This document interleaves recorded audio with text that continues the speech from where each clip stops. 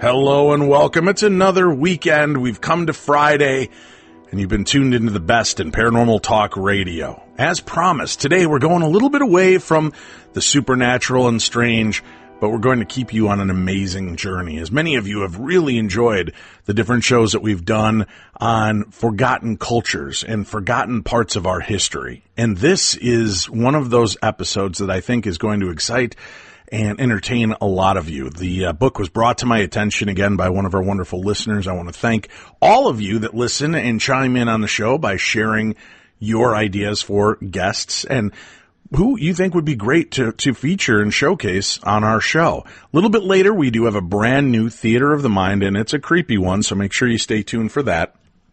But joining us for the remainder of this show, Maya Lynch was born on the west coast of Scotland. She has worked as a musician, designer, deckhand, and club promoter. She eventually trained as a computer programmer and worked for 20 years in the advertising industry, firstly as a digital creative promoting big brands, and then later as a strategist, advising politicians and NGOs. She is presently writing The Journey to the Heart of a Lost Empire series. Maya lives in New Zealand with her partner and their 2 dogs.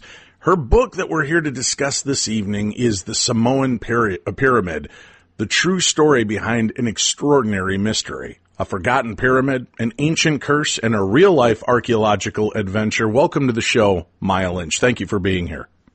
Thank you, Dave. Thank you so much for asking me on. I'm thrilled to be here, and so pleased that it was one of your listeners that recommended my book to you. Well, it's always great, like I said, when they hear, and I think I even sent you the link to our Douglas Preston episode where we talked about the Lost Kingdom of the Monkey God, and we had such a great response to that and other books of that ilk that listeners are constantly looking for this. And I wish I had the list up right now with the listener that referred you, but said, this is great. You guys are going to love this guest. The book is phenomenal. So I looked into it, and it seemed to strike all the chords we're seeking, and you've been delightful to talk to off air, so I'm glad we were able to coordinate and do this. Now, I just read your varied history with different careers. How do you go from, I don't know, musician, designer, deckhand, and club promoter to world traveler and explorer, finding lost civilizations? What was that leap for you?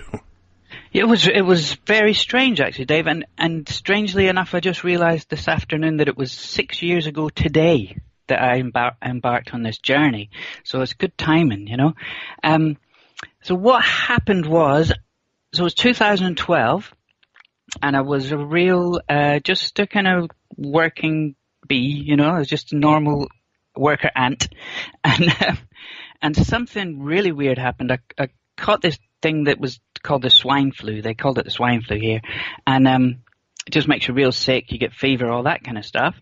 And in the middle of that fever, I had this crazy dream about being in Egypt on the Giza Plateau, you know. And when I emerged from that fever, I knew that that's exactly where I was going to go. And so couple of weeks later, I ended up in Egypt, and the first pyramid that I went into, I met this guy, a young Egyptian guy called Yusuf Al-Yan, and he kind of called me over to this one part in the pyramid, and he said, "Oh, listen to this," and he just started humming, like really quiet, just this little quiet tone, and within it, like 30 seconds, the whole place just started to vibrate and shake and kind of resonate, you know. And it was the most incredible thing I'd ever encountered. I mean, up until that point, like I say, I wasn't really interested in pyramids. I wasn't really interested in the supernatural or anything like that. And there I found myself in Egypt in the middle of a vibrating pyramid. And so I thought, well, I'm going to have to hang out with this guy, you know, he seems really interesting. And so So Yusuf, it turns out that his father was a guide on the Giza Plateau, and so all the other guides on the plateau, they know Yusuf really well. So it turns out that he can. When you go with Yusuf, you can go places that nobody else gets to go, you know? And, like I remember one time we were walking into one area and the guard just lifted up the barbed wire and we crawled underneath. And so going with him, he took me into this, I don't know if you're aware of it, but on the Giza Plateau, there's an entire network of tunnels and rooms and everything underneath the pyramids, and it stretches right across the plateau. It's absolutely incredible, and you know, shafts and all these kind of things that are actually underneath the pyramids, and you don't normally get to go in them, but we got to go in with Yusuf, and he showed me around, and it was. I mean, I can credit him really for a kind of a masterclass in what pyramids are all about. I'd gone there with the traditional view, it's a tomb and nothing more. And as we traveled around Egypt, I got this crazy education about things like, you know, the astronomical alignments, how the pyramids are perfectly aligned to certain stars in the north, south, east and west. And then also really interestingly, the role that water plays at ancient sites in Egypt. So all of the sites are built on top of aquifers, which is basically underground running water. And so the ancient people that built them selected these sites that were on top of an aquifer, and that's where they built their structures. And in some of the temples, there was one place called Abu Sir, which didn't have an aquifer underneath, but when you kind of looked underneath the paving slabs, you could see where the ancient builders had built in waterways to run underneath this temple to kind of, I guess, activate it, or, you know, something like that. And so that was all real interesting. It was extremely mind-bending, you know what I mean, for someone who'd been really kind of quite closed off to all this kind of stuff. And there was one day, like for instance, I was traveling on the bus and there was this woman who was saying mean things about somebody else on the bus, and it sounds completely crazy to say it, but I could see this kind of green vile thing coming out of her mouth. I could see this smoke coming out of her mouth as she was talking, and I mean it was kind of shocking to me, you know. Wait, what? Yeah, I mean, like, and I wouldn't normally believe that kind of thing, you know. Right. but when you see it with your own eyes, what can you do? Sure, that's a paradigm shifter. Yeah, exactly, you know. And at the time I kind of put it off to, everyone that goes to Egypt gets sick, you know. So I was like, it's because I've been, you know, food poisoning and whatever. I'm just, you know, not kind of under the weather, you know. But then I went to this place called Philae Temple, which is probably the most beautiful place I've ever been to. And it's rumored that that's where Cleopatra had her kind of, had her home or her kind of love palace, you know, was Philae Temple. And as I walked through this temple, I just was astounded at the perfection of how beautifully it was built, and it was all built to the golden ratio, you know. So you walk through one space, and then as you enter the next space, it's a golden ratio relationship to the space you were in before. And I mean, the whole thing, it's complete perfection, you know. And when I came out of that temple, I just sat down and I had a little cry to myself, because I'd never seen anything as beautiful. It wasn't just the way it looked, it was the way it felt, you know. I'd never really experienced anything like that, and I was completely bowled over by the place. And this old guy came over and sat next to me and said, look, I understand exactly what you're going through, you know. And as we headed back on the boat, I noticed that all the couples that had come across to Philae Temple on the boat with us, all the couples were a little bit more loved up than they were on the way there. And I just started wondering if there was maybe something more, you know, if there was something more to these. I could certainly feel something happening to me. I could see it happening to the people around me as well. At least I felt I could, you know, that there was some kind of activation or something going on as we traveled around, you know, these sites in Egypt. And then one day, as I say, everybody gets sick when they go to Egypt. So I was sick this morning, and Yusuf's wife came and said, come on, we're going to Karnak today. We're going to see Sekhmet.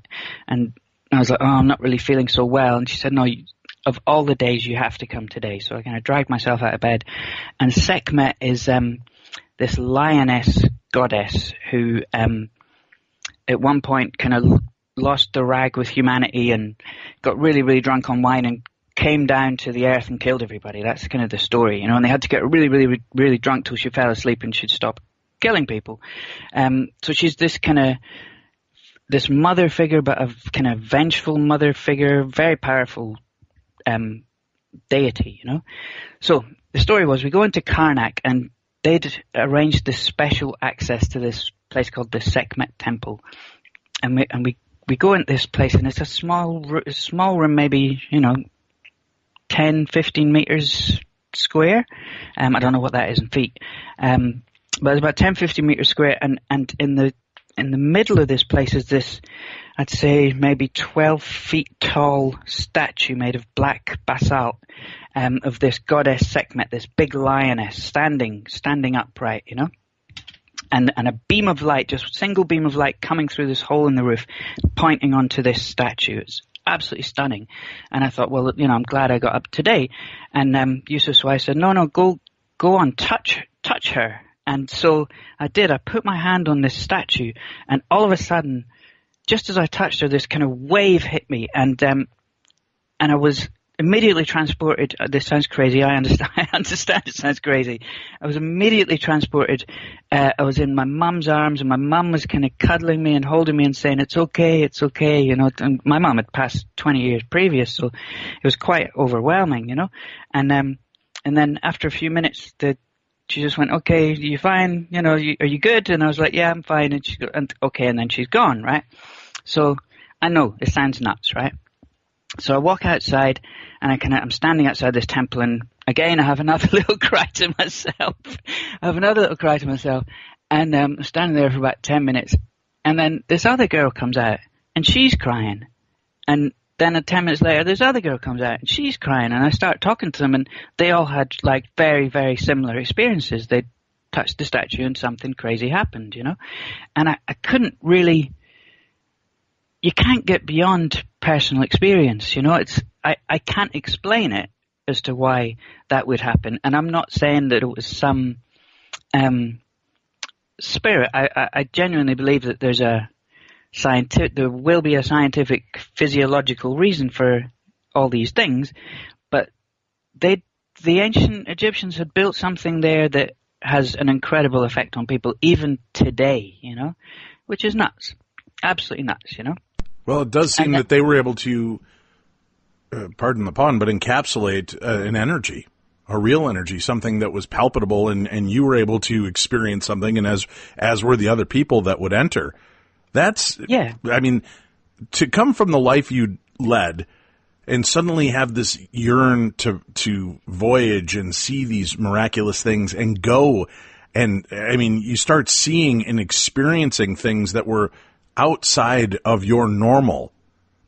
Was that exciting? Was it scary? What was that like for you when it started to come together? Yeah, that's a really good question. I'll try and put my mind back there. Well, I'll say this. I mean, it was 6 years ago today that I first went to Egypt, and 6 years later, my life is utterly transformed for the better. I'd gone from doing a job that I didn't really like, just to make the money, and now to doing a job that I absolutely adore, and there's not great money in it, but there's always enough, So I can say it worked out great that way, but I think at first, it's a little, when you see green smoke coming out of someone's mouth on a bus, you have to wonder what's going on, It's like, what is in the water here? It's And did you offer to hand over some breath mints for that? Yeah. What is the proper etiquette for that kind of situation? I think just stay away, I think just keep your distance. But it was crazy, and the great thing about it was one of my brothers had come along on the trip. He'd always been daft about Egypt, and he loved the whole ancient aliens thing, and he he was crazy for Eric von Däniken, all that kind of stuff, right? So for him to see it through his eyes was amazing, you know? I mean, absolutely amazing for me, because I'd kind of written all of that off, and here it was staring me in the face that there was something really special going on here, you know? That it was not just a pile of old stones, you know? And there was one of the stories I heard when I was on the plateau. There's always people that tout for your business when you're on the Giza Plateau, and they're happy to sit and talk with you, you know? And so this guy was telling me a story about Werner von Siemens, who's the Siemens electrical company guy, you know? And it was back in the 1850s, I think, that Siemens worked with, he was one of those early guys that understood electromagnetism, you know, and there wasn't many people on the planet at the time that understood that kind of thing. And so he was in Egypt, in Cairo, and he wanted to have this picnic on top of the Giza on top of the Great Pyramid, right? So they head off this morning, and they start climbing up the pyramid, making their way up the pyramid, and this great storm starts on the plateau, and within minutes the whole thing is just encapsulated in this sand, you know, there's a big sandstorm going on. And as they're climbing up the pyramid, von Siemens says, at the time I didn't really know whether I could believe the story of the guy that was telling me, but I actually found it in Werner von Siemens' diary later on and kind of verified it. So he says in his diary that he heard this remarkable hissing noise, which someone had pointed out to him that when you raise your finger up in the air, you could feel like sparks on the end of your finger. So this guy, Werner von Siemens, he knows all about electromagnetism. He rushes up to the top and he grabs the bottle of wine out of his picnic basket and pours some of the wine on some newspapers. And then he wraps the newspaper around the wine bottle and holds that up in the air.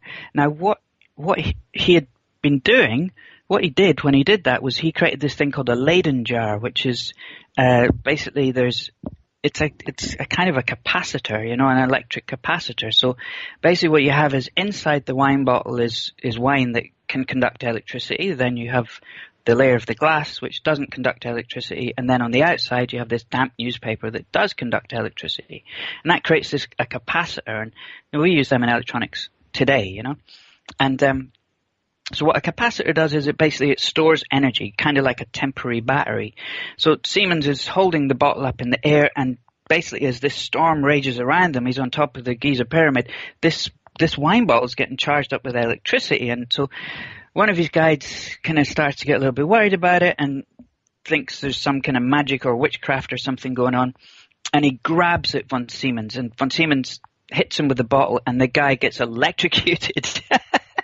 He gets this massive electric shock from the wine bottle, and the whole party tear off down the side of the pyramid screaming, you know, magic, witchcraft, all that kind of stuff. It turns out, I wasn't sure at the time, but it turns out that it was a true story, that actually happened to Werner von Siemens. So there's something weird, and this really opened my eyes when I was in Egypt, and then I stayed on and I met Robert Bauval, who's the guy that figured out that the pyramids are aligned to Orion's belt, and I travelled with him for a while, and then I met Christopher Dunn, who's the amazing engineer that has the concept that the Great Pyramid is a power plant, you know, in that great book, The Giza Power Plant. So I spent time with those guys, and so by the time I got back to New Zealand, my mind was buzzing with this stuff, you know, and And there was nobody to talk to. There was nobody who wanted to listen to it, you know, really. But I knew this one guy. He was a video editor, and he worked for like National Geographic and I think the Science Channel and people like that. So he'd amassed this encyclopedic knowledge of the world, and I knew he'd be kind of he'd let me ramble at him, you know. And so one day I was with him and I was chatting about the pyramids, and it was him that first said to me, well, have you ever heard about I was basically saying I was sad that there wasn't any pyramids in the South Pacific, you know. And he said, well, have you ever heard of the Samoan star mounds? And I had to admit that I hadn't. And the Samoan star mounds. Yeah, the star mounds. Okay. And so they're not the pyramid that we're going to talk about, but they're kind of how I ended up finding out about it. But So the star mounds are basically, they're built from stones, like rough laid stones. It's typically about 1 meter high, about 10 meters across, and shaped kind of like a starfish, So that hence the name, the star mounds. In Samoan, they're called the Tia Sui Lupe, which means the pigeon grave.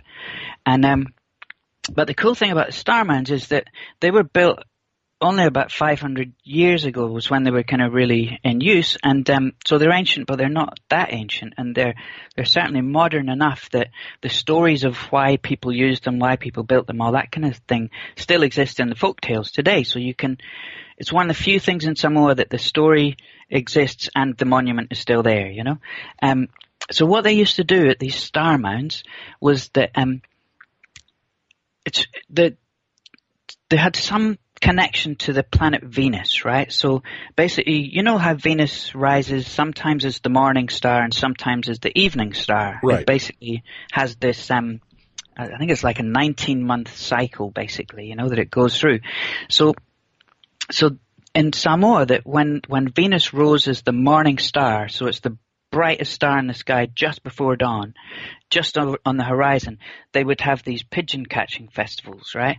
And everyone on the islands would decamp to the star mound, and they'd build these little huts on top, and the local chiefs would each compete to see how many wild pigeons they could catch with a net, And it's said that nobody's really sure, but it's said that maybe what happened, it was a kind of way of intermixing some tribes, and intermixing families, because depending on how many pigeons you caught, you were able to take brides from another village and all that kind of stuff. But no, that's a hypothesis. Nobody's sure that's exactly what happened, So they had these ancient star mounds, and they're cool. The story's definitely cool. I love the fact that it's connected with Venus, but they're not ancient, and they're when I've seen it myself, they're impressive, but they're not. It sounds terrible, but they're not hugely impressive. They're not massive, Anyway, I thought, well, I'll humour my friend, and I downloaded a data set all about the star mounds, and started digging into that data. And as I was going through the data set, it kind of classified all the different star mounds as some were small, less than 10 meters, some were larger than 10 meters, across, and then there was this place called Pulemele that stood out in the data set because it was just massive compared to all the others. This thing was 60 meters across, so I think it's like it's I know it's the size. If you imagine a football field, if you imagine half a football field, it's the size of half a football field. This thing is huge, and it didn't really fit the data. It didn't really. It was weird. Everything else was starfish shaped, and then this thing is square shaped and built like a step pyramid. And so I started looking at this place called Pulemele, and I could see online I could find some archaeological reports and some site plans and things like that. And there'd been an archaeological expedition there in '63. There was another one in 2002, and every one of them reported that it's spectacular. It's the largest monument in the whole of Polynesia. So it's big, but no one knows who built it, right? Nobody knows who built it. Everybody said that in the reports.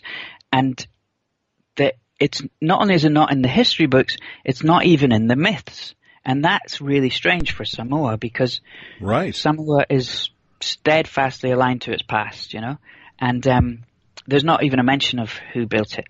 And so now, is kind of looking around the world at different ruins and buildings like this, or structures like this, are there some that have just been lost to the, lineage of time? Nobody knows why they're there, who was around it. It seems to me we have a pretty good catalog of understanding where all of these structures originated from and the people that built them. Even though it may be very light bits of information, there always seems to be some kind of historical record to back these stories up. Is this kind of an anomaly, the way this culture, this pyramid, this whole area seemed to have just been forgotten? Yeah, well, that's a really good question, Dave. I mean, I don't know how much of an anomaly it really is, and that's I think that's what's so fascinating about being alive right now, is that 10 years ago we might have imagined that everything had been discovered, and now we're realizing that, you know, with the use of that Douglas Preston interview I listened to when he's talking about using LiDAR, the laser visioning stuff that they used so they could look beneath the jungle, and they found a whole bunch of new stuff, you know. So I think there's a lot of stuff that I think over the next 10 years we're going to find, as LiDAR becomes less expensive, we're going to end up finding a whole bunch of new things to look at, you know. But yeah, in Samoa, it's there. Nobody knows who built it. There's no myth about it, which is just extraordinary. And yeah, and 2 weeks later, well, I wrote a little post-it note and just put it on my computer. There's a pyramid in Samoa, and no one knows who built it, and just kind of left that sitting there on my monitor. And yeah, a couple of weeks later, I bought the ticket and I was on my way to Samoa searching for this ancient pyramid. And that's how it all began. And, wow, I love that. You're a go-getter. It's just like, yeah, you hear about it? No, let's go check this thing out. Now, you talk about a curse. How did that come? And I don't know if I'm jumping too far ahead in the story, but were you alerted to that up front, that there was a known possible curse associated to this? Or did that come later as you began digging deeper into the history? Well, it was strange. When I got there was a definite resistance to anybody going to the pyramid. But the curse itself, I had no idea, you know. It's a thing called tapu, which is kind of, if something's tapu, it means it's forbidden. And tapu's the root of the English word taboo. That's where we get the word taboo from. So there's and it's a Samoan word, and that there's a definite darkness to this prohibition, you know. It's kind of demonic in nature. It sounds really weird, but that's the threat. You break tapu, demons are going to come and get you. And there's the Scottish writer Robert Louis Stevenson. He lived in Samoa. He lived his kind of last years in Samoa, and he wrote in some of his letters about he'd seen people break tapu and then what happened to them, you know, and like they break a tapu and then there'd be 2 days of total fear, screaming, they'd be running around screaming, and then they'd be dead, you know. Or somebody else broke a tapu and then they just faded away, sickness, and just died, you know. I honestly, if I'd known then what I knew now, there's no way I would have gone, you know. Just no way. No way. Really? All right. Well, we don't want to force the story too quickly. We'll work our way there and get to it.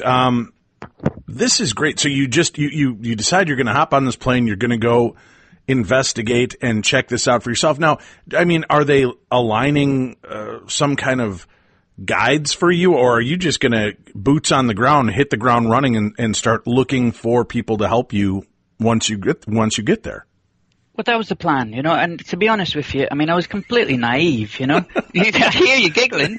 Well, yeah, because I can't go down the block without getting my GPS and asking my wife for help and leaving breadcrumbs because I get lost that easily. So I just, to me, it's amazing that you're just like, oh, interesting. All right, I'm on my way, and there's nothing set for you. You're just going to go try to seek this lost culture nobody talks about. There's barely rumors about, but it's enough to inspire you to make that trek. That's amazing in itself.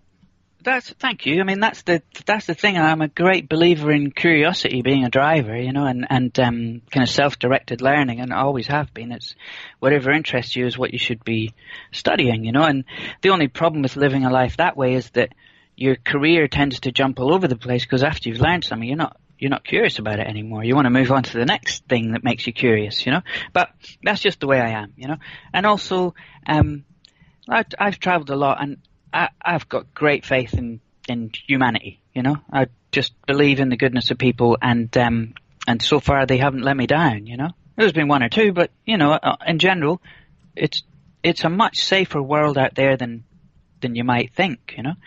Anywho, so I get some. I'll just kind of set the scene a little bit, so people know where we're talking about, you know, because I think some people don't know where Samoa is. So Samoa is in the Pacific Ocean, and it's kind of right in the center of the Pacific. And the Pacific is, I mean, it's vast. You could take every country on the planet, put it in the Pacific, and you'd still have room for more. It's that big, right? Absolutely huge. Now, right in the center of this place, just below the equator.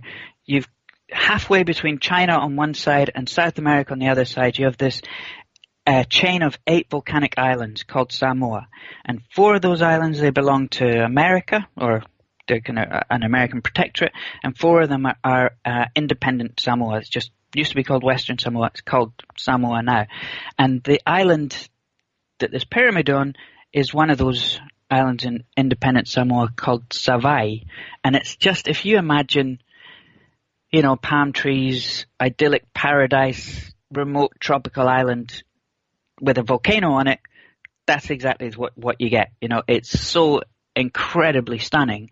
I can imagine it. Only in my imagination, there are giant dinosaurs running loose, and nothing good ever comes from these kind of places.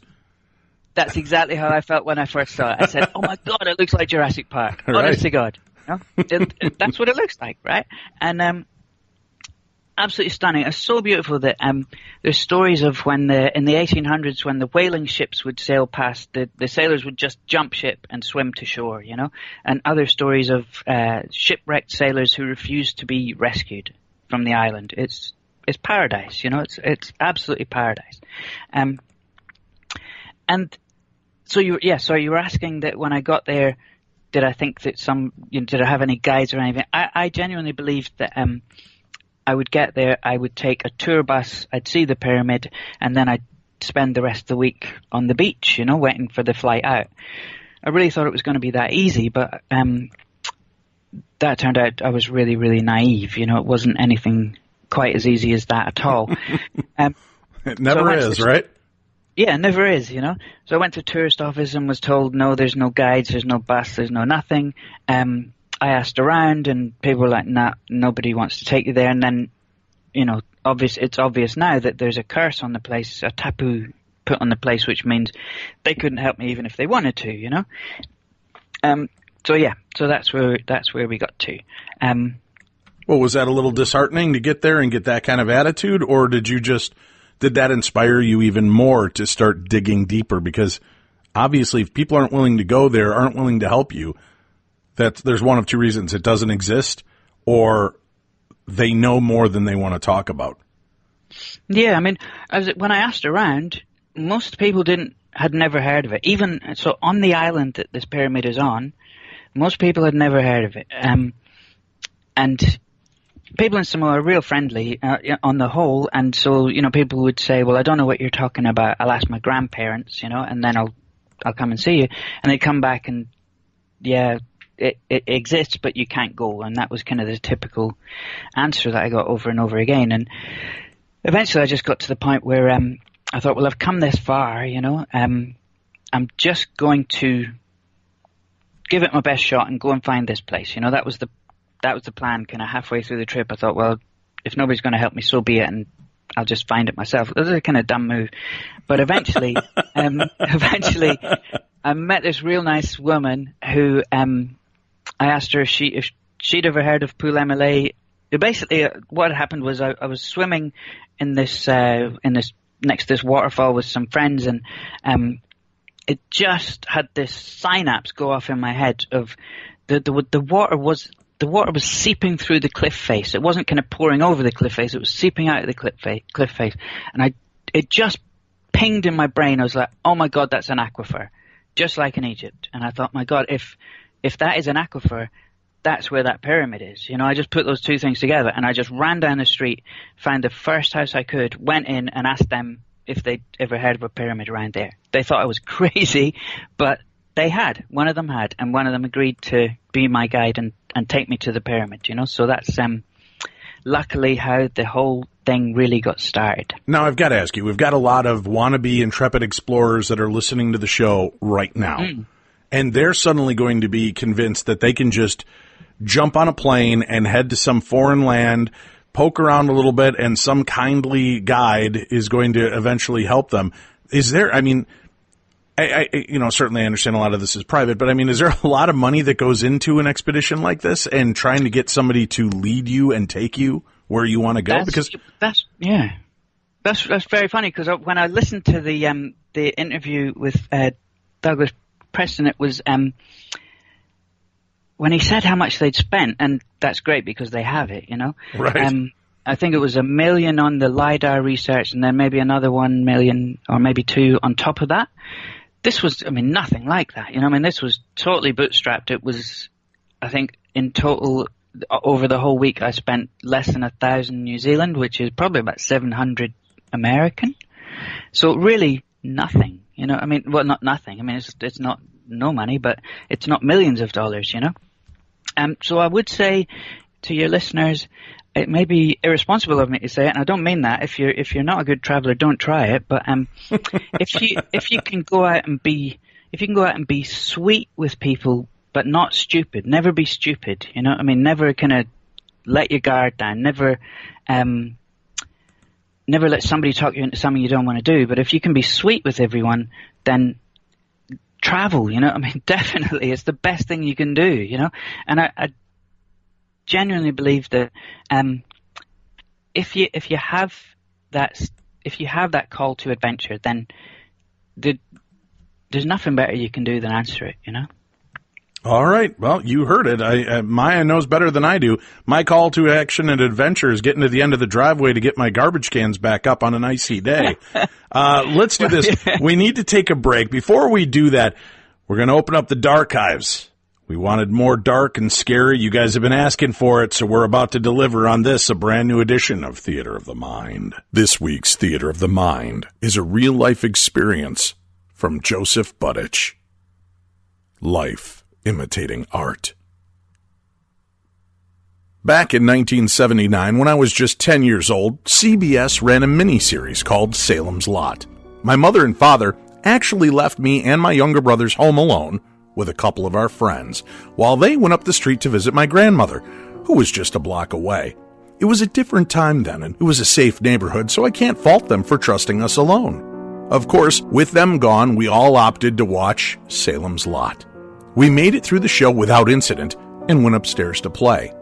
After a little while, my younger brother started screaming, and I ran into his room. I asked him what was the matter, and he said he heard somebody scratching on his window. His friend Steve agreed with him. I called them both chickens, and I told them to settle down or I was going to get in trouble for letting them watch that movie.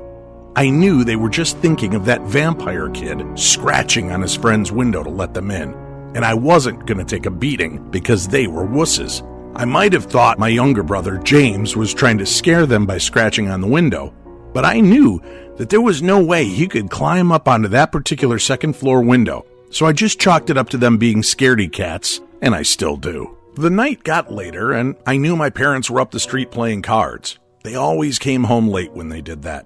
So I told everyone they could sleep downstairs in the living room, so no one would get up in the middle of the night screaming that a vampire had tried to bite them. I'm not sure what time it was, but I knew it was before 2 a.m., but sometime after midnight that there started a light knocking on the front door. The living room was adjacent to the hallway, and that led to the front door, and you could look out one of its windows onto the porch.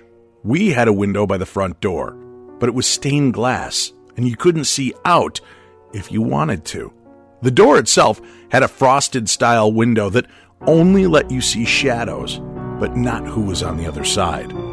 I had awakened pretty quickly. I mean, I might not be chicken, but at 10 years old, if you're alone in a house with no parents and had just watched a creepy-as-hell vampire flick, your heart tends to pound pretty hard at the slightest noise. The knocking was fairly hard, but not rapid. Just a knock. Knock. Knock. Which would start again after about a few minutes. I got up pretty slowly and went to the door. "Who is it?" I asked. The knocking stopped. And again I asked, "Who's there?" Now at this point, I was in a quandary. I couldn't look scared or I'd never hear the end of it. And I couldn't open the door because I didn't know who it was. That was when a girl's voice said, "Let us in. We are cold." Now, the girl sounded like she was about my age or maybe a little older. I could just make out the outline of the top of her head through the door window. She was just slightly taller than me. That was when Brock, my other stayover friend, called from the living room. "Hey, bud, "There's 2 girls at the door." I said, "What?" He replied that there were 2 girls out there in shorts and tank tops, and they didn't look cold. Then he said, "I think they're vampires." Now, we knew the lore. Vamps had to be invited in, and here we were with 2 girls we didn't know, and we knew every kid in our neighborhood. They were dressed like they were on a summer outing in the middle of a snowy November. Of course, he said vampires. Of course, I thought vampires too, but I wasn't going to admit it. "Shut up," I said to Brock, and then I turned to the door. "Who are you?" I asked. Cold. Came the reply. We are so cold. We need in. Can we come in? Brock said they moved weird, and I should come see them. I left the door and went over to the curtains to look out. I asked Brock what he was talking about and how they moved. He said that they didn't shiver, and they weren't rubbing their arms. They just stood at the door, very still, like they were trying to look inside. I pulled aside the curtain to look out when I was met with the face that almost pressed against the glass window. She was peering in. All I could see was that her eyes were jet black. Then I also noticed that I couldn't see her breath. She wasn't fogging up the glass, and she didn't have any wintry steam issuing from her mouth. She was like a glassy-eyed statue that moved. Her skin was light, but not pale, and I remember she had dark hair. She looked about 12 years old. All I know is I couldn't look away. It was like I was in a trance. I remember thinking over the years that vampires really could bedazzle you.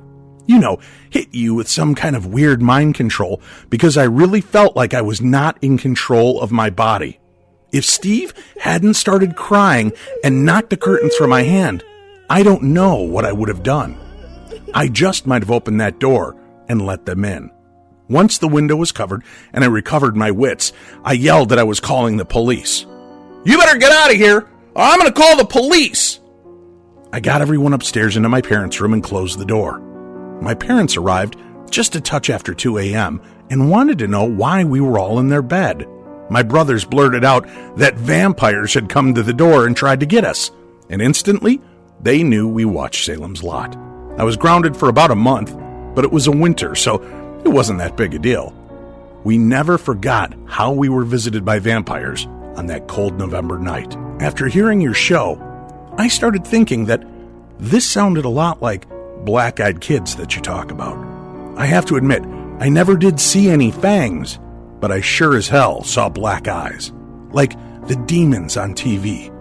I have to say that I now lean toward the probability that there are no vampires, but that there are those creepy black-eyed kids roaming amongst us.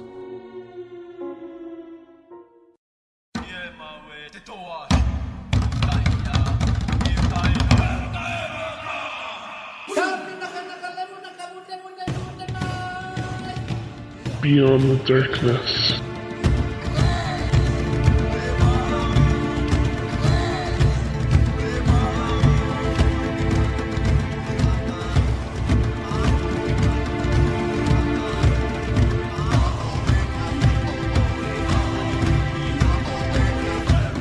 Hello, welcome back to the show. Remember, I will be hosting Coast to Coast AM this Saturday and Sunday. I hope you'll join me. 4 hours each night, Saturday from midnight till 4 a.m. Central, Sunday from midnight till 4 a.m. Central, and we've got a great slate of guests popping up. You can check out coasttocoastam.com for more information and to find stations and times in your area and ways to listen to the show. You can also listen to it live simply by downloading the KNSI Radio app, and there you'll be able to find it, and that's our home station here in St. Cloud, Minnesota for Coast to Coast AM, and you can stream it right from their website. You can stream it right from their app. It's available and out there, so go check that out for yourself. But again, this weekend, Coast to Coast AM, I'll be hosting both Saturday and Sunday night. Tonight, a forgotten pyramid, an ancient curse, and a real-life archaeological adventure. the Samoan Pyramid, the true story behind an extraordinary mystery. Maya Lynch, our guest. The word pyramid keeps hanging up in my mouth for some reason. I want to keep some pyramid. I can't get the word out tonight. Maya, thank you for joining us and sharing this unique story with us. It's fascinating to hear this. Thank you, Dave. I'm really enjoying. I hope I'm not boring your listeners or sound like a crazy old lady. You know what I mean? But not at all. So be it. This is fascinating. All right, so. Set the scene for us. For people that, have lost their mind for a few minutes because of Theater of the Mind and the commercial break, bring us back. We're Samoa. You're on this beautiful set of islands. There's 8 islands, and there is this whispered about kind of exotic idea that there are pyramids or a culture there that has vanished and that nobody is aware of anymore. And you've decided to take it upon yourself to fly there, find a guide, and set out to find this. Am I right? I mean, this we're all caught up to date on that? Yeah, pretty much. That's pretty much what happened. So nobody on the island was really keen to talk about it or knew what I was talking about, apart from one old guy, this old Hawaiian guy that I met, who I think took pity on me and showed me a map. He showed me this map that he'd kept since the 70s. He'd met this guy who'd actually drawn the map. And so when this guy Noah, when he showed me the map, he basically, we were in the bar and he just laid it on the table and he said, this is the city. And he showed me there's this ancient city that kind of stretches out throughout the jungle, this abandoned ancient city. And that the pyramid was at the kind of innermost at the top of this city, and that's kind of, if I wanted to get there, that's where I had to get to. And so as we said before the break, I just kind of found someone who was willing to go into the jungle with me. We went back the next day and off we set, with my guide Baba. And so we kind of walk along the main coast road. So in Savai, on this island, everybody lives around the coast, around this called the coast road. Everybody lives around the coast road, and nobody lives in the interior of the island, which is all jungle and volcano. Can I ask one thing before we go too deeply? Sure. So with this guide, is the guide kind of tongue-in-cheek, willing to just take you to earn a few dollars, or was there some excitement on their part to actually go in and look for this and perhaps find this lost civilization? Yeah, I mean, it's hard to know. I mean, I didn't know the guy. The only experience I'd had of him before was kind of weird. It was when we were swimming next to the waterfall. He was hiding in the bushes watching us all. So when it turned out to be him that was going to be my guide, I was kind of in two minds about it, Right. I was like, this guy might be a little bit creepy, but at the same time, he's the only guide that's going to take me, So I kind of weighed that one up very quickly in my head and thought, do I go, do I not go? And I came down and decided that I go, which is maybe not great advice. It's not advice I'd give to anyone else, but that's what happened, So yeah, he was doing it. Sure, he was doing it for the money. He knew a lot about it, though. I mean, he lives quite near there, and he could answer. He showed me one of the starmans. It was him that told me all about the Venus correspondence with the starmans and those kind of things. He knew a lot about the kind of more recent history of the area, because the whole area is in this land dispute. Does the land belong to the local villagers? Does it belong to the company, the Swedish company called the Nelson Corporation, that have claimed ownership of the land that this pyramid sits on? So he knew all about that kind of stuff. So I think he was excited to have someone to tell about, those stories, someone that was interested in them. But he wasn't. I was all dressed up in my explorer clothes, and he wasn't. He was kind of in jogging pants and that kind of thing, So we were. Looking back, we were extremely unprepared, and I'm pretty sure that's where the other $2 million goes. When you're mounting an expedition, we were just kind of winging it, to be honest. So anyway, we head off from Baba's village. We head out on the coast road, and we're walking along for a while, and we pick up some bottles of water, and we keep heading. And then he goes, "Oh, look, there's the sign." And at first I couldn't see it, and it's literally, it's about the size of a matchbox. There's a tiny, on one of the palm trees, there's a tiny little wooden arrow, nothing written on it, hammered on this palm tree, and he says, there it is, this is where we go in, you know. So we jumped into the jungle, you know, jumped over this big drainage ditch, and then into this tall grass, and the grass is taller than me, you know, and we're kind of walking through that, and then we come to this river that we have to kind of go across the stepping stones and get across the river. And then almost straight away, as soon as you're on the other side, as soon as you get up the bank on the other side of the river, you're at the start of the city. And it's incredible. Like, there's like cobbled roads and stone platforms and stone walls and all these kind of things that are just built. You know, the jungle's closing in, and gets real hot and wet and everything. But and I really find out I really don't like the jungle. Is not a pleasant place to be, you know. And why is that, Maya? It's just really hot, you know. What about the creatures? Is there anything out there that wants to eat you? There's some spiders and things there, but there's nothing. There's no alligators or anything, you know. I mean, on Samoa, it's just pretty safe that way, you know. But there's it just was like, you can imagine you're walking up a mountain in the jungle. It's roasting hot, it's soaking wet, you know what I mean?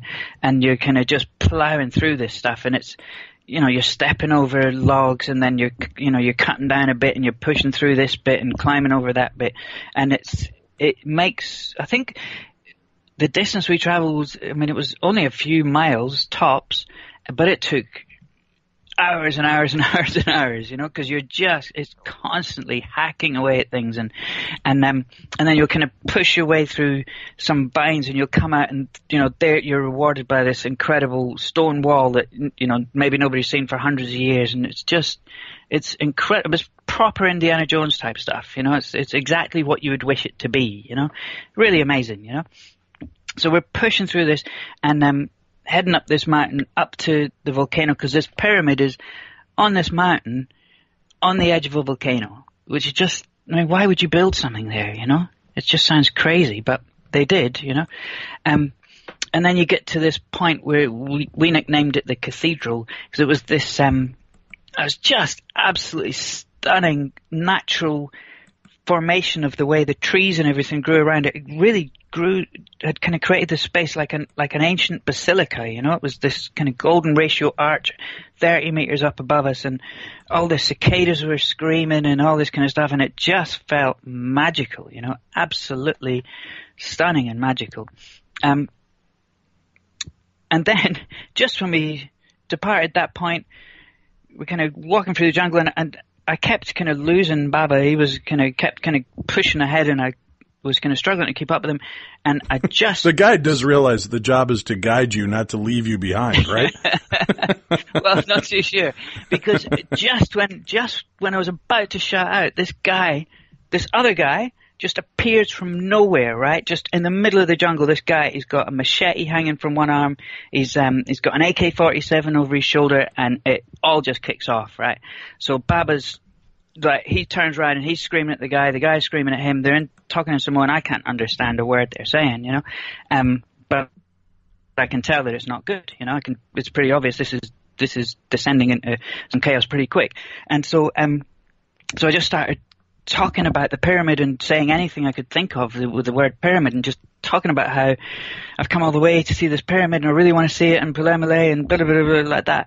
And eventually this guy with a gun kind of, you know, softened, he kind of relaxed and stepped back and kind of looked at me like he was bemused by the whole thing, and said, "Yep, on you go. You can go. You know, go to the pyramid. On you go, young lady."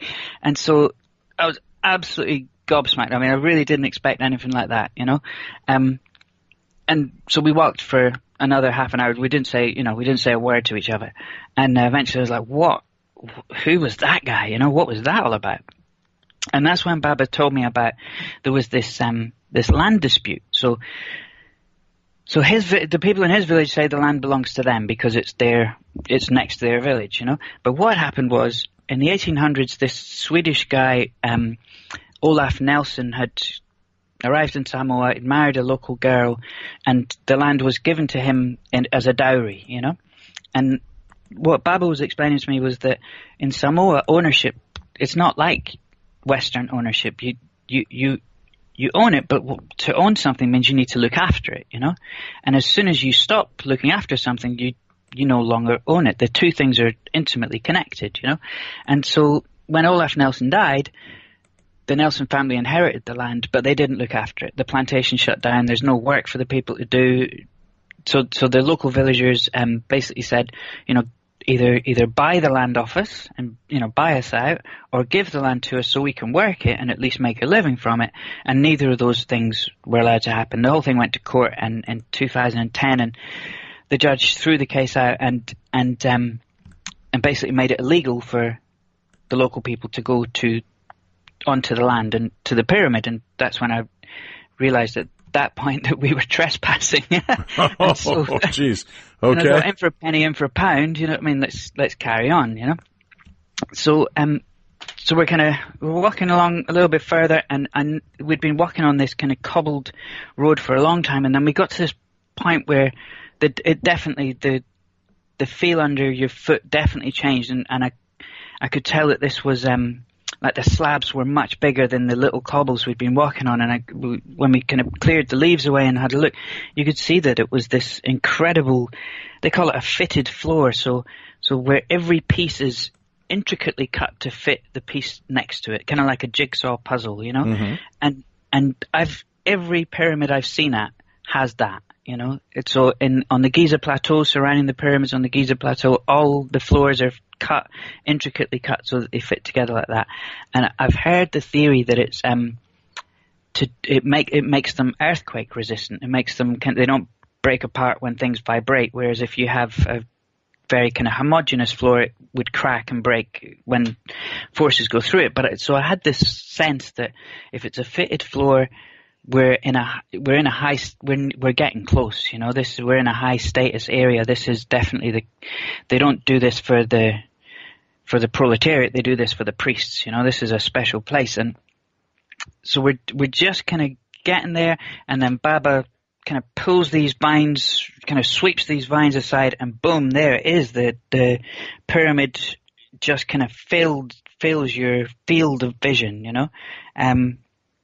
It was absolutely gobsmacking because I never thought so many times I never thought I was going to get there, but I was overwhelmed with this experience of this massive pyramid in front of me, and it's all overgrown with the jungle, and it's an absolutely stunning sight to behold, but difficult to comprehend because you can't get any sense of the scale of it. You kind of the jungle pushes you right up next to this thing, so you're right next to it. Really hard to figure out kind of where the ends are and, you know, what's what. You know, it's not it's kind of not like you would see in the picture books. I took some photographs, but it's almost pointless because it just looks like jungle. You know, I mean, it's only because you're there and you're poking it that you can tell it's the actual thing. And so, like I said, it's about 200 feet square and about 40 plus feet high, and it's built in 3 steps. It's with a flat top. You know, it's all overgrown, like I said, with the jungle. And then it's built from basalt stone, which is big volcanic rocks, and cut into the eastern and western sides are these stairways. They're kind of more like ramps really than stairways, cut into the eastern and western sides of the thing. And then 50 meters to the north, I knew that there was another smaller structure connected to the main pyramid with a raised walkway, a raised stone walkway, but I couldn't even see that smaller structure. I couldn't even see 50 meters to the north. I couldn't see anything like that far, you know. And we tried pushing through the jungle to get to that point, but it was just too thick. We couldn't get any further north than we were. And the whole thing is aligned to the cardinal directions, just like every pyramid. You know, the whole thing is aligned north, south, east, west. You know, it's got these eastern and western stairways which align to the rising and setting sun on the equinox. And so we raced our way up the stairways, you know, we're kind of sprinting to beat each other up the stairways that we'd finally got there and arrive at the top. And for the first time we're out of the jungle, for the first time in hours, it's kind of fresh air. You can actually see something other than trees, you know, and it brings you above the jungle canopy, so you get to look out over the island, over where the ancient city is, and all the way kind of out south, looking out across the Pacific. An absolutely stunning view, you know, and I remember thinking at the time it would make an incredible observatory, you know, it would make an incredible stellar observatory. And yeah, so just I'm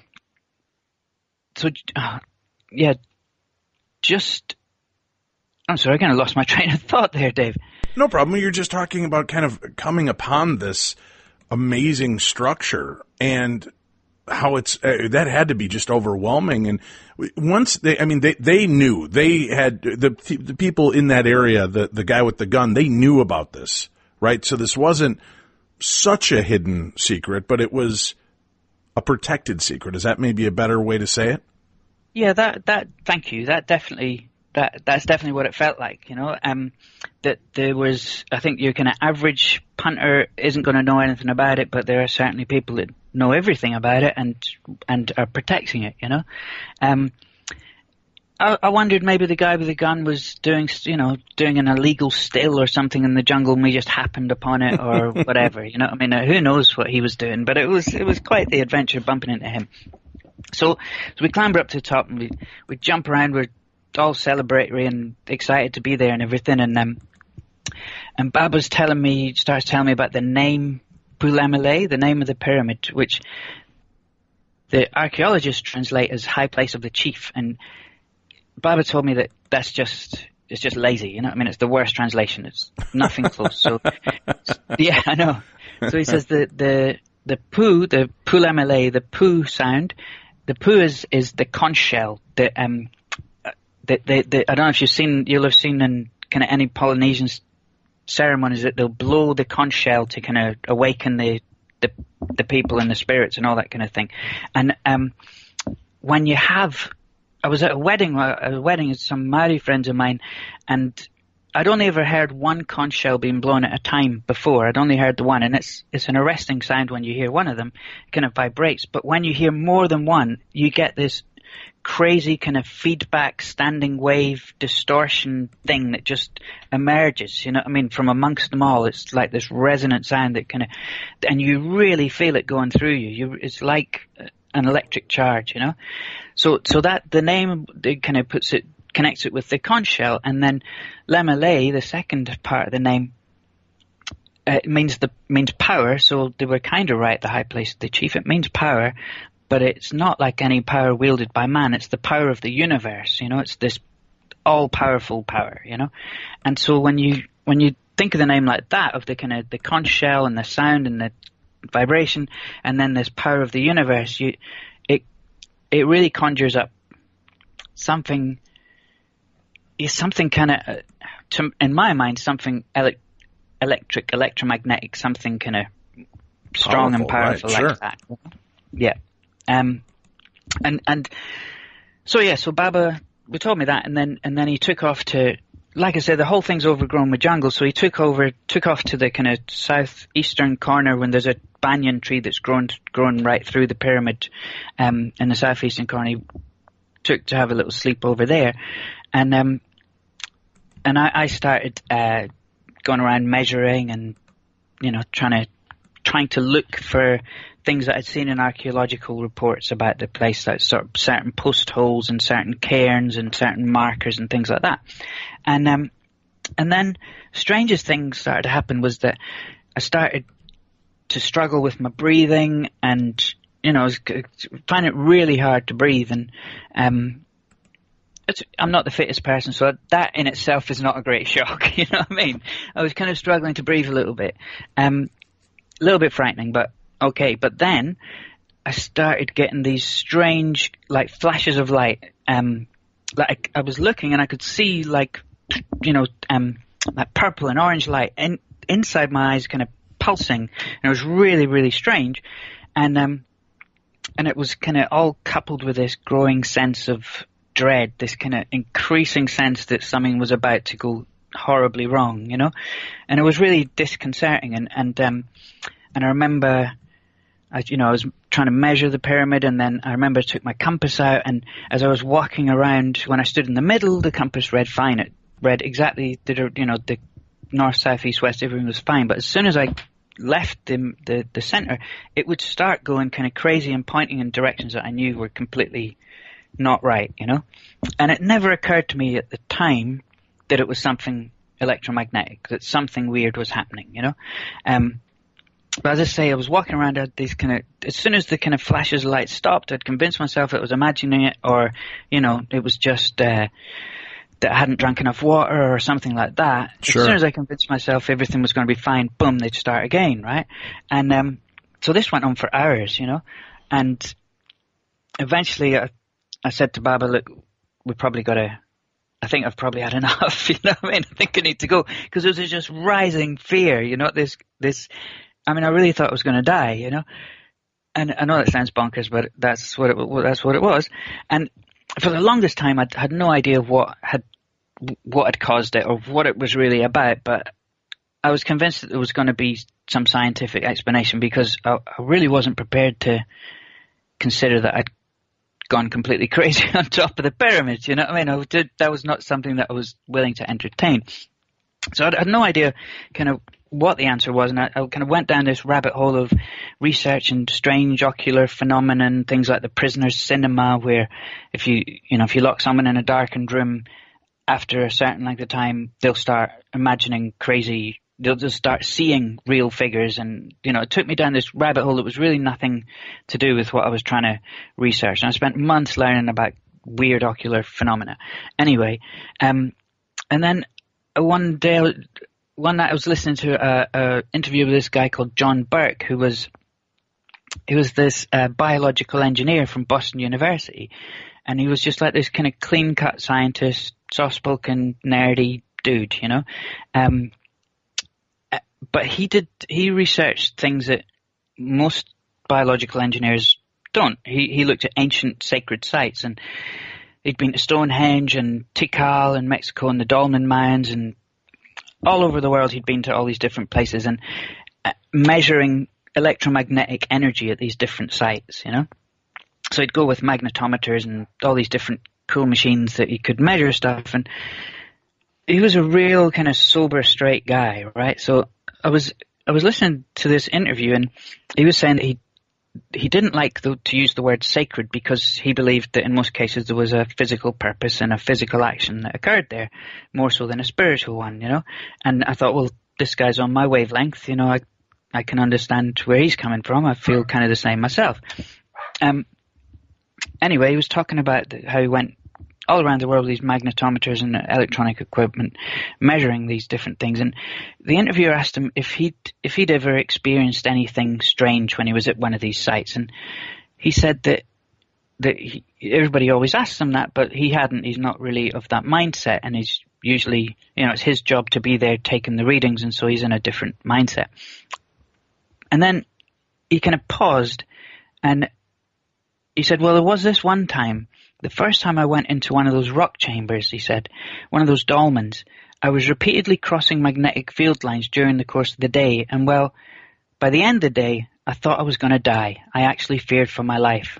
And when I heard him say that, I actually feared for my life, I totally got it. I totally got what he was talking about, I was just that's exactly what happened to me on Pool MLA. My compass was going crazy here and there. I just hadn't kind of figured out that it was something magnetic, And it was the weirdest thing, but it was a huge kind of revelation to me that I hadn't gone mad. I'd just been crossing and recrossing strong magnetic field lines that had been generated by this pyramid. And the pyramid itself is like I said, it's built on top of an aquifer, which I don't know if you're aware, but aquifers generate an electric charge, and it's actually nowadays how they find an aquifer. If they want to build a new city or a subdivision or something, they'll fly a plane over, look for an electric charge on the ground. If there's an electric charge on the ground, they know there's an aquifer under there, so they know there's a water source, so they know they can build a city there. It's not science fiction, it's science, So this aquifer creates this kind of electric energy in the ground. Just the way it works is kind of interesting, Dave. It's basically, aquifers are holes in rocks, water running through these holes in rocks, and when you have water going from a kind of bigger hole into a smaller hole, it's put under enormous amounts of pressure, and what happens is that basically the water kind of scrapes against the rock, and one of the electrons from the water molecule gets stripped away, and left behind on the rock, which makes the rock negatively charged from the electron, and because the water has lost an electron, it becomes positively charged, and then you get this charge that flows between the two, the positive and the negative, and that generates this electric charge on the ground, So there was something, I knew there was something kind of to do with an electromagnetic weirdness had gone on there. And I just kind of put that in the back of my mind, and I thought, well, I'll learn more about that when I can, But yeah, so we were on top of the pyramid. I said to Baba, I'm kind of upset, we need to boost. So down we went, went down through the jungle, and on the way back, it just seemed much easier. We get back to his village, we cuddle, goodbye, all the best, all that kind of stuff.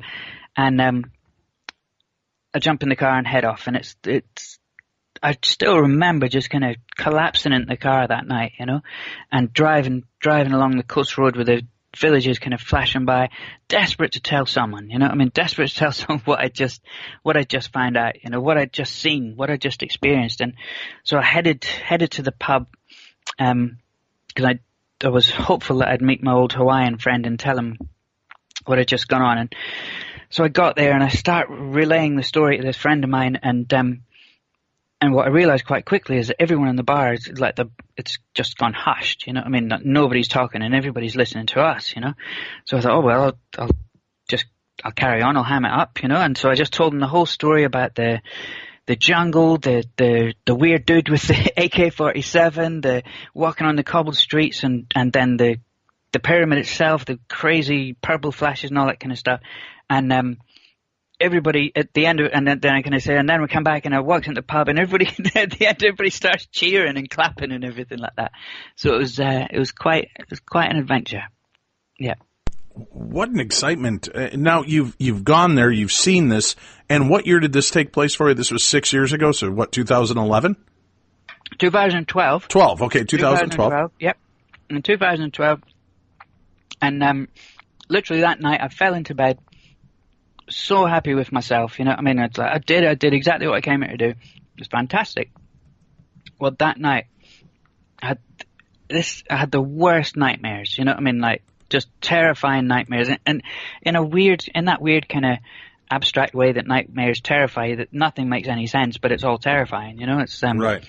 It just sounds nuts when you try and explain to someone why it was so scary, but it was.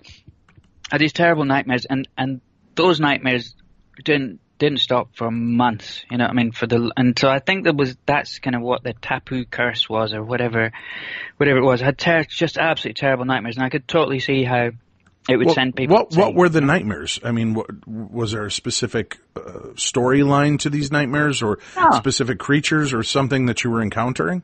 No, just complete randomness. Like, for instance, one was the nightmares don't sound scary when you say them out loud, but right. I was standing in this hallway, and everyone I knew went past me, and they were all going to this party, and I wasn't invited. And that was the first one, you know what I mean?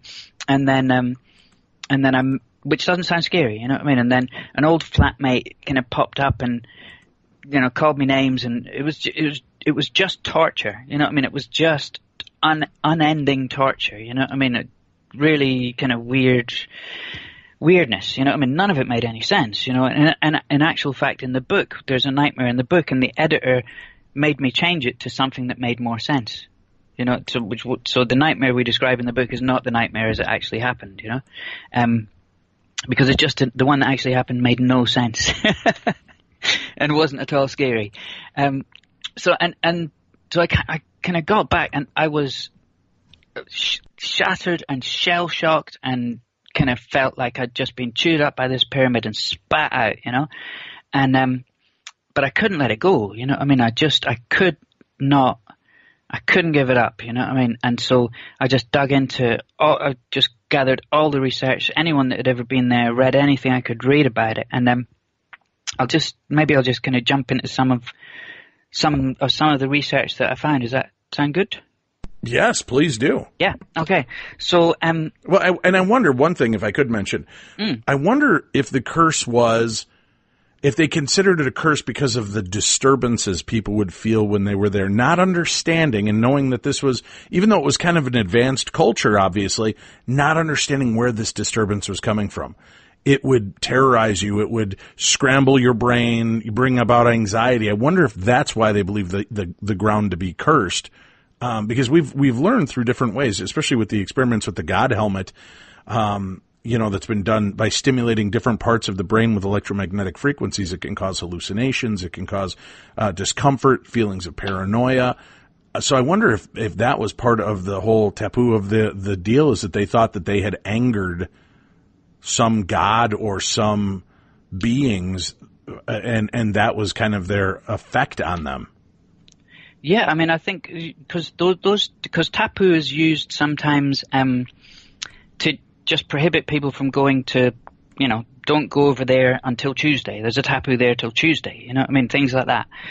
So yeah, absolutely. I think you're bang on there. I think that's how the curse was. I believe it's a real physical thing that's happening there, and that's why you're prohibited from going there, Definitely.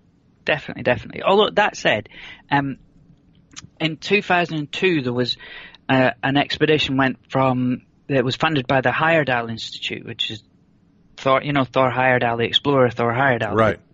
It was the foundation he'd set up, funded this, and this was these modern archaeologists, super well funded, and they had government figures and church figures from all over the Pacific gathered, to start this whole thing off, and they lifted the tapu on the pyramid while those guys were going to be working there, So they said a prayer ceremony, and the thing was lifted. And so those guys, they were there for 6 years excavating the place, and they figured out how it was built, which was kind of in the 3 steps, but with a really interesting part when it comes to when the pyramid kind of interfaces with the ground.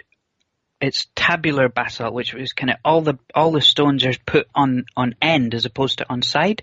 So the first layer that goes from the ground into the pyramid is all stones all standing up on end, which I'd never seen that before, And they found that they were able to date the pyramid to construction starting around 700 AD. So it's much older than the Star Mounds or anything else that was around, at that time. The other interesting thing they found was that they had this kind of, it's 3 steps, so you have a big layer of basalt with the first step, and then the second step, another big layer of basalt, and then there is this like quite a deep, maybe like 3 feet deep, maybe couple of feet, maybe I'm not too good at converting my centimeters to feet, but say 2 feet deep layer of sand, right? And then on top of that is the final step of basalt. Now the archaeologists said that they thought that was basically sand that people had deposited from their feet. Now this thing is, miles from the beach, and you walk through the jungle to get to it. So any sand that was on your feet is going to have kind of wiped off by then. But what struck me was that when you have that kind of layer of basalt, then sand, and then basalt, you have exactly what Werner von Siemens built on top of the Great Pyramid, what we put together in the wine bottle on top of the Great Pyramid. You have a capacitor, a Leyden jar. You have the basalt that conducts electricity, the sand that doesn't conduct electricity, and then the basalt that conducts electricity again. You have a capacitor, and that always really that's always stuck with me, that it just makes me, my gut tells me there's more to it than it's just an accident of sand falling off people's feet, Anyway, the most intriguing find was that they had this, they could see that there was a continuity of activity around about the area up until about 150 AD, before the pyramid was built. And then there's nothing, there's no evidence for anybody around the area. In fact, right across Samoa, there's no evidence for anybody between 150 AD and 700 AD. It looks, if you were to rely on the evidence, it looks like the island's empty. You know what I mean? It looks like there's nobody living on the island, which is really weird because that's not the typical story that you come to expect, you know? So it looks like there's some strange discontinuity. It looks like there was the original people on the island, and then these other people arrive around about 750 AD and act in an entirely different way with an entirely new culture. And maybe I'll just jump and tell you a little bit about the accepted theory of migration into Samoa. Is that? Well, yeah, but it is fascinating, right? That one culture is kind of there and then just gone, and another culture just overtakes it, which, I mean, that's part of our history, right? I mean, kingdoms rise and fall, and people come in and take over that property and continue on. You know, I mean, it's still going on with that exact same property, right? The owners that own that kingdom and that property fell, and the people there's been an uprising, and they're trying to take the property back. So that is just cyclical in nature as part of it. Were there any strange markers or indications on this? You know, I mean, there's so many people look at the Mayan, the Aztec, and the Egyptian ruins and point to possible interactions with other beings that may have helped in building these. Yeah, see, that's interesting. Yeah, right. I just I would say that this thing is not built with the precision of the Great Pyramid. You know what I mean? And I can totally understand when someone looks at the Great Pyramid, and they go, "Well, no human could build that," you know, because that thing's just a miracle, you know. But so this. There's I mean, it's kind of rough basalt stones all piled up, but then you have the perfect alignment, which is stunning. This weird energetics that are going on there, which is stunning. But to be honest, I mean, I didn't see any evidence of you know, non-human activity. But who knows? You know, who knows? I certainly didn't see it though. So in wrapping up, kind of what you found since locating this and what's gone on, is it now open? Are they doing more research there? Has it become, you know, obviously you found it. Other people have now done research there, so it's no longer this big hidden secret. But has anything really compelling come from all of this research? Well, yeah, there is one. So in 2010, it's still ongoing. It's still illegal to go to the pyramid today. The UNESCO they started the process to make it a World Heritage Site, because if you consider this is the largest ancient monument in the whole of Polynesia, and nobody knows about it, and nobody's protecting it, and nobody's looking after it. It's in a terrible state of affairs, right? That's still the state of affairs right now. UNESCO started the process and then said, no, it's way too complex. The social setup, the land dispute, we can't get involved, you know? And so they ended that process. But so basically in 2010, I didn't find out about this until much later. In 2010, it was when the locals were banned from the site, excavation was stopped, all that kind of stuff. Now these two guys, Clark and de Biran, who were funded by the Heyerdahl Institute as well, they said, well, we don't need to excavate. We'll just take a GPRS and we'll look inside the pyramid with you know, radar basically, and we'll be able to figure out if there's any interior chambers. And the reason that's important is the local villagers were saying that a 17th century chief of theirs was buried inside the pyramids, right? And so if these guys could find a chamber or even a body, then that would really strengthen the case of the local villagers to own the place, as opposed to the Nelson Corporation, the Swedish company.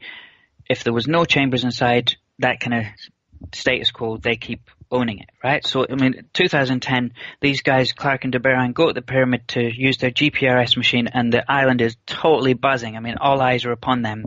The results are really, really important, you know? And when they published their results, there was no internal chambers, no graves, and it was a big blow to the local villagers.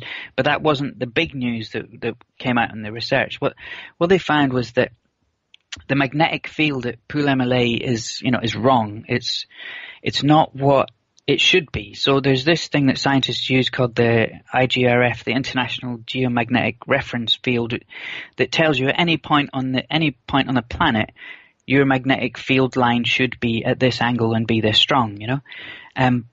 So they looked in their guidebook as they were setting up the machine, and it said it should be, you know, minus 13 degrees, but it wasn't minus 13 degrees. They were experiencing it as being plus 10 degrees. So the way the magnetic field is kind of bending at Pool MLA, it changes the field by, you know, 23 degrees, which is absolutely huge. You know, it's a massive magnetic anomaly in this area, you know, and whether that's caused by the pyramid or whether that's why the pyramid was built there or whether it's just coincidence, you can only conjecture, you know.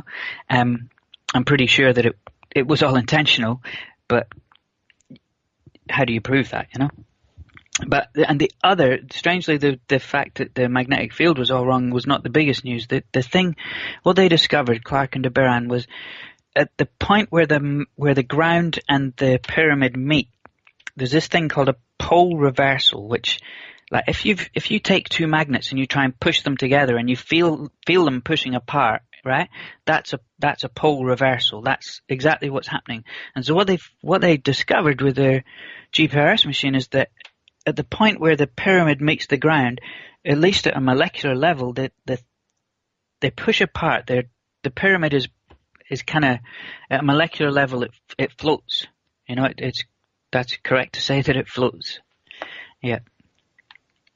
What a remarkable find, and what a remarkable life. I mean, has this inspired you to go on the search and quest for other lost civilizations, other locations like this?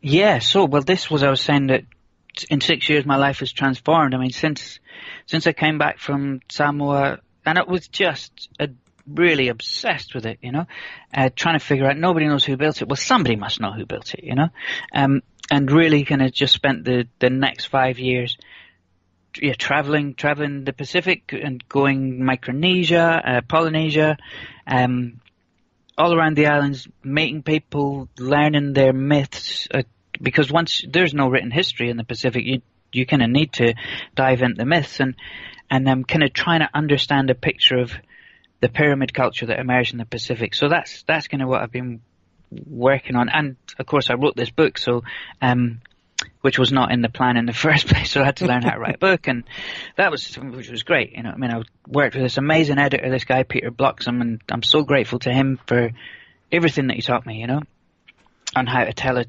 ripping yarn, you know. You've done a great job, Maya, and I thank you very much for coming on and sharing your story with our listeners. And like I said, it's nice to kind of break away from the normal vein of the strange and the supernatural, but it's not without its twists and turns and bizarreness. I mean, gosh, you saw a green fog emit from the mouth of someone, and I know my listeners are going to beat me up and ask me why I didn't push more for that. What do you think now, in retrospect, all these years later, what do you think that was?